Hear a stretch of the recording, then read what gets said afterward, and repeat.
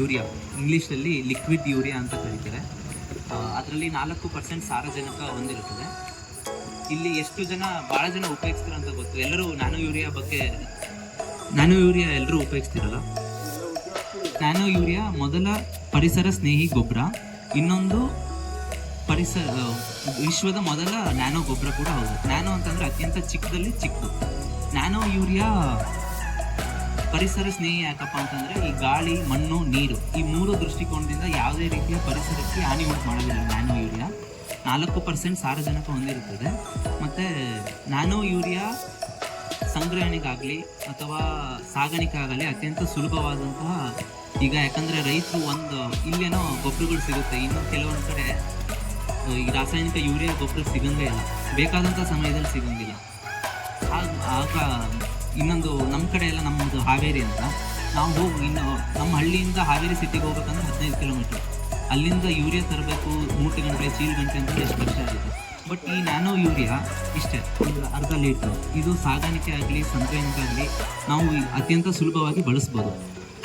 ಇದು ಇಫ್ಕೋ ಸಂಸ್ಥೆ, ಭಾರತೀಯ ರೈತ ರಾಸಾಯನಿಕ ಗೊಬ್ಬರಗಳ ಸಂಸ್ಥೆ ಅಂತ. ಇದು ನ್ಯಾನೋ ಯೂರಿಯಾ ಈ ಸಂಸ್ಥೆ ಮುಖಾಂತರ ಕಂಡುಹಿಡಿದ್ರು ಅವರು.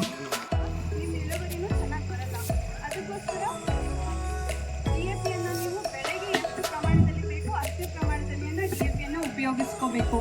ಈಗ ಮಾರ್ಕೆಟಲ್ಲಿ DAP ಬ್ಯಾಗ್ ಬರುತ್ತಲ್ಲ, ಅದು 50 kg ಬ್ಯಾಗಿಗೆ 1350 ರೂಪಾಯಿ.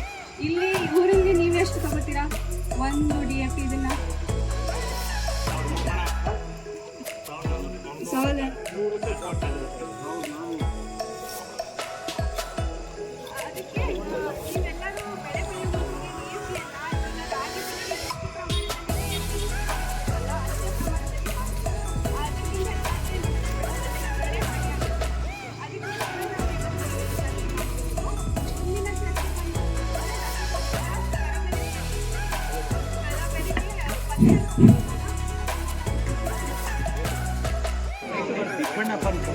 ಒಂದೇ ಕಲರ್ ಬರುತ್ತಾ ಇಲ್ಲ ಬೇರೆ ಬೇರೆ ಕಲರ್ ಏನಾದ್ರು ಸಿಗುತ್ತಾ ಅಂತ ಕೇಳ್ತಾ ಇರೋದು. ಅಮೋನಿಯಂ ಸಲ್ಫೇಟು, ಯೂರಿಯಾ ಇವೆಲ್ಲ ಇಂಡಸ್ಟ್ರಿಗೆ ಬೇಕು, ಇಂಡಸ್ಟ್ರಿಗೆ ಕೈಗಾರಿಕೆಗೆ ಬೇಕು. ನಮಗೆ ಕೊಡೋದು ಸಬ್ಸಿಡಿ ಇದೆ. ನಾವು ರೈತರಿಗೆ ಅಂತಾನೆ ಸಬ್ಸಿಡಿ ಇರೋದು. ಅವರು ಸಬ್ಸಿಡಿ ಅಲ್ಲದೆ ಇರೋವಾಗ ಕೊಂಡ್ಕೋಬೇಕು. ಯಾರು ಇಂಡಸ್ಟ್ರಿ ಅವ್ರು ಏನು ಮಾಡ್ತಾರೆ ಅಂದರೆ ಇದನ್ನ ತಗೊಂಡ್ಬಿಟ್ಟು ಜಾಸ್ತಿ ಇದ್ರೆ ಅವರೇ ಕಂಟ್ರೋಲ್ ಮಾಡೋದು. ಅದಕ್ಕೋಸ್ಕರ ಆಧಾರ ಇದು ಇನ್ನೊಂದು ಆಕ್ಚುಲಿ ಯೂರಿಯಾ ನೀಮ್ ಕೋಟೆಡ್ ಮಾಡಿದ್ರು. ನೀಮ್ ಕೋಟೆಡ್ ನಾವೆಲ್ಲ ಯೂಸ್ ಮಾಡ್ತಾ ಇರೋದು ನೀಮ್ ಕೋಟೆಡ್. ಇನ್ನೊಂದು ಟೆಕ್ನಿಕಲ್ ಗ್ರೇಡ್ ಯೂರಿಯಾ ಬರುತ್ತೆ. That urea 60 kg today. ನಾವು ಇವಾಗ ಫೀಡ್ಗೆ ಏನು ಯೂಸ್ ಮಾಡ್ತಾ ಇದೀವಲ್ವಾ, ಅದು ಫಸ್ಟ್ ಈ ನೀಮ್ ಕೋಟೆಡ್ ಬರೋಕ್ಕಿಂತ ಮುಂಚೆ ಫೀಡ್ ಇದನ್ನೇ ಮಾಡ್ತಾ ಇದ್ದು ಬ್ಲಾಕ್ ನಲ್ಲಿ. ಅದಕ್ಕೋಸ್ಕರ ನೀಮ್ ಕೋಟೆಡ್ ಮಾಡ್ಬಿಟ್ಟು technical grade urea 60 rupees per kg ಇದೆ. ಇವಾಗ ಇನ್ನೂ ಜಾಸ್ತಿ ಆಗಿರ್ಬೋದು, ನೋಡಿದಾಗ ಸಿಗುತ್ತೆ ಇಷ್ಟ. ಇವಾಗ ಎಲ್ಲದನ್ನೂ ಟೆಕ್ನಿಕಲ್ ಗ್ರೇಡ್ ಮಾಡಿರೋದ್ರಿಂದ ನಮಗೆ ಈ ಆಧಾರ್ ಕಾರ್ಡ್ಗಳು ತಗೊಂತಾರೆ. ಏನು 260ರಿಂದ 300 ರೂಪಾಯಿ ಒಳಗಡೆ ಸಿಗ್ತಾ ಇರೋದು. ಇಲ್ಲ ನೀವು 2590 ರೂಪಾಯಿ ಕೊಟ್ಟು ಒಂದು ಮೂಟೆ ಯೂರಿಯಾ ತಗೋಬೇಕಾಗುತ್ತಿಲ್ಲ. ಅಂದರೆ ಅವಾಗ ಸಬ್ಸಿಡಿ ಕ್ಲೈಮ್ ಆಗುತ್ತೆ ಆಧಾರ್ ಕಾರ್ಡ್ ಕೊಟ್ಟರೆ. ಆಧಾರ್ ಕಾರ್ಡ್ ಕೊಡಲಿಲ್ಲ ಅಂದರೆ 2600 ರೂಪಾಯಿ ಕೊಡಬೇಕಾಗ್ತಿದೆ. ಹಂಗೆ ಪ್ರತಿಯೊಂದು ಮೂಟೆಗೂ ಆಧಾರ್ ಕಾರ್ಡ್ ಕೊಡಬೇಕು. ಪ್ರೊಡಕ್ಷನ್ ಕಾಸ್ಟ್ ಕಮ್ಮಿ ಬೀಳ್ತಾ ಇದೆ, ಟ್ರಾನ್ಸ್ಪೋರ್ಟೇಷನ್ ಕಮ್ಮಿ ಬೀಳ್ತಾ ಇದೆ. ಇದನ್ನೆಲ್ಲ ಈಗ ನೋಡಿ, ಒಂದು ಟ್ರಕ್ ಅಲ್ಲಿ ಏನಾದ್ರು ನಾವೇನಾದ್ರು ಯೂರಿಯಾ ತುಂಬ್ಕೊಂಡ್ಬಂದ್ರೆ ನ್ಯಾನೋ ಯೂರಿಯಾನ ನಮ್ಮ ಇಡೀ ಹೋಬ್ಳಿಗೆ ಮಾರ್ಬೋದು. ಅರ್ಥ ಆಯ್ತಲ್ವಾ? ಇವಾಗ ಒಂದು ಟ್ರಕ್ ಅಲ್ಲಿ ಲಾರಿ ಇಲ್ಲಿಗೆ ತಂದ್ರೆ ಇಪ್ಪಾಡಿನ ಸಾಲಲ್ಲ. ಸೊ ಈ ಪರಿಸ್ಥಿತಿಗಳಾಗಿದೆ.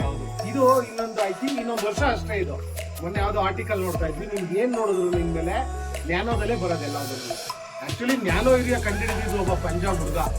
ಅವ್ರ ತಂದೆ ಮೂಟೆ ಹೊತ್ಕೊಂಡ್ಬರೋರಂತೆ ಹಾಗೆ ಎದ್ಬಿಟ್ಟು ಯೂರಿಯಾ ಹಾಕೋದಿಕ್ಕೆ. ಅವ್ರೇನ್ ಮಾಡೋದು, ಅವ್ರ ಮಗ ಇಲ್ಲ ಅಮೆರಿಕಾದಲ್ಲೆಲ್ಲೋ ಇದ್ದಂತೆ. ಹಿಂಗ್ ನೋಡೋಕ್ಕಲ್ಲ, ಇವ್ರಿಗೆ ಯಾಕೋ ಸ್ವಲ್ಪ ಇದು ನೋಡ್ಬಿಟ್ಟು ಇಷ್ಟೊಂದೆಲ್ಲ ಯಾಕೆ ಕೊಡ್ಬೇಕು ಅಂದ್ಬಿಟ್ಟು ಆ ಯೂರಿಯಾನ ಕಾಂಪ್ರೆಸ್ ಮಾಡಿ ನ್ಯಾನೋ ಯೂರಿಯಾ ಮಾಡಿ ಅದನ್ನ ಪೇಟೆಂಟ್ ನ ಇಟ್ಕೊ ಕೊಟ್ಟಿರೋದು. ಅವ್ರನ್ನ ಪೇಟೆಂಟ್ ಅದು ಅವ್ರು ಮಾಡಿದೀನಿ ಅಂದ್ಬಿಟ್ಟು ಅವನ ಹತ್ರ ಒಂದು ಇದು ಪೇಟೆಂಟ್ ಇದೆ.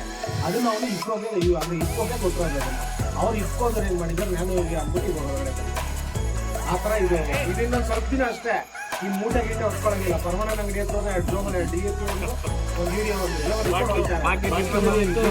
ಇವಾಗ ನೋಡಿ. ಇವಾಗ ನೀವು ಜೋಳಕ್ಕೆ ನಾನು ಜೋಳಕ್ಕೆ ಯೂಸ್ ಮಾಡ್ತಾ ಇದ್ದೆ. ಜೋಳಕ್ಕೆ ಹೆಂಗ್ ಮಾಡ್ತಾ ಇದ್ದೆ ಗೊತ್ತಾ?